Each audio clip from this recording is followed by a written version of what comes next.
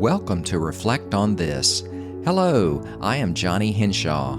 This is the podcast version of devotionals I send to my family and friends. In these devotionals, I share the things I'm learning about the ways and nature of God through applying my study of the Scriptures to the world around me.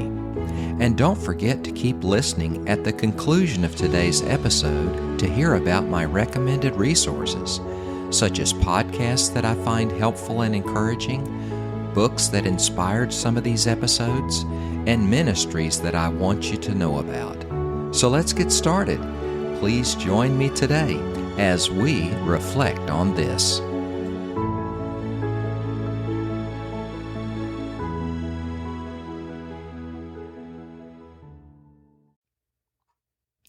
Richard Rohr, an American Franciscan priest and author, once said, "If we don't process and transform our pain, we'll continue to pass it on to others. This creates a cycle of suffering." Stated differently, if we don't transform pain, we simply transfer it. We pass it on like a baton in a never-ending relay race of suffering. And the recipients of this baton of suffering will in turn pass it along to others, unless the cycle is broken. Of course, Jesus is the perfect example of transforming pain, the pain of the crucifixion, and the pain of bearing the sin of the world, so that mankind's cycle of suffering separation from God was broken. And by faith, we can experience what is described in 2 Corinthians 5:21. God made Christ, who knew no sin, to be sin on our behalf, so that we might become the righteousness of God in Him. Yet the Bible also has many examples of ordinary people like us who were faced with trials and suffering and who chose to allow their pain to be transformed by God rather than to be transferred to others. These people were in fact blessings to others rather than a burden. Examples include the following. Moses.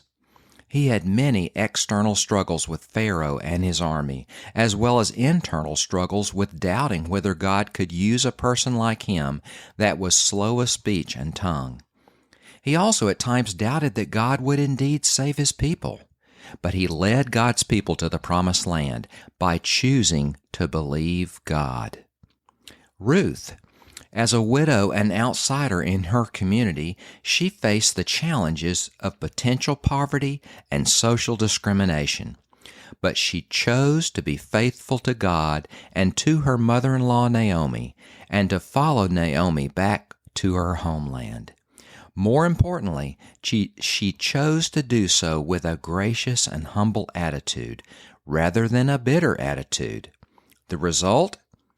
She is a direct ancestor of Jesus, as listed in the first chapter of Matthew. And Peter. When Peter was walking on the water toward Jesus, he lost faith and began to sink. When asked if he was a follower of Jesus, he denied knowing Jesus 3 times. Yet after Jesus' resurrection, Peter persevered to overcome his personal struggles, and he chose to wholeheartedly believe in and follow Jesus. The result? He became the leader of the 12 apostles, spread the gospel in the face of heavy persecution, and even considered this persecution a blessing. But the example I want to highlight today is Joseph. A proud and boastful young man, his brothers responded by selling him as a slave. He was then carried away to Egypt, where he worked as a slave, was falsely accused of assaulting a woman, and was thrown into prison. During this process, he had every opportunity to choose bitterness for his terrible circumstances, bitterness towards people, and bitterness toward God.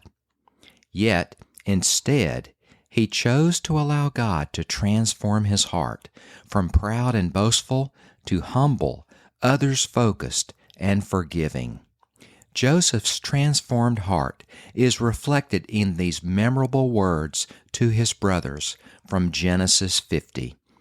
"As for you, you meant evil against me, but God meant it for good in order to bring about this present result, to keep many people alive. In short, Joseph chose to transform the pain of experiencing his brother's jealousy and hatred, instead of transferring that pain to them and others. Because of this choice, he was in a position later to truly love and forgive his brothers, to be free from bitterness, which was a blessing to him, and to be the source to his family of life-saving provision and protection, which was a blessing to them. So how do we break free from this cycle of suffering so we won't continue passing it on to others? The answer lies in facing our pain head on and finding healthy ways to work through it. Transformation begins with acknowledgement, acknowledging the pain we carry and the impact it has on our lives and the lives of the people around us. There are some biblical, practical steps we can then take to begin transforming our pain rather than transferring it to others. We will dive into these steps in future episodes and provide more details. Remember, if we don't transform pain, we simply transfer it and create a cycle of suffering. Today, I encourage you to reflect on this. Today's featured resource is the Bible Study software package entitled eSword. This free Bible study software is available for download to a wide range of computers and mobile devices, including Windows and Mac computers, and Apple and Android tablets and phones.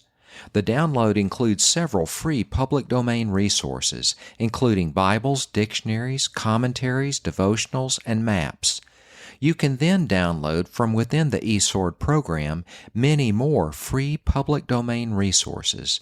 You can optionally purchase whatever copyrighted resources you want to create a powerful study library.